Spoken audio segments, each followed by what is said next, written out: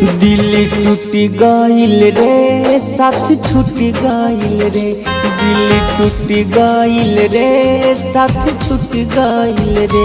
कैसे फोन करके पूछी ओकर हाल, दीवाना महाकाल हो गई हमारा चलते ओकर भइल बुरा हाल, दीवाना महाकाल हो गई।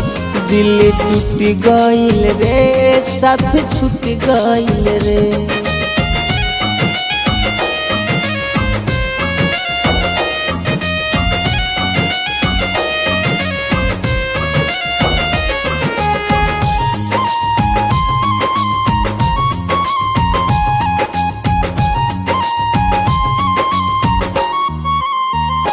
ओके केहू नहीं डांटे जब से साथ छूटल बाटे, मर्डर करता रोजीना खून खार भइल बाटे।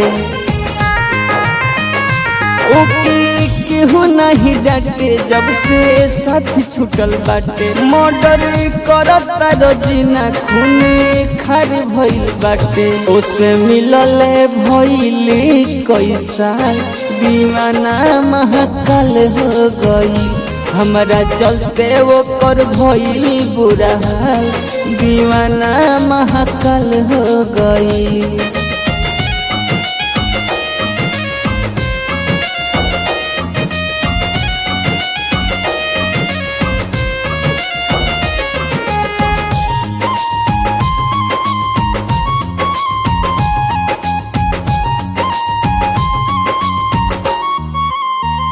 सुपर संज सुने ही दिल के रहल करीब, याद छुटल उनकर नइखे दादा दिल बनसीब।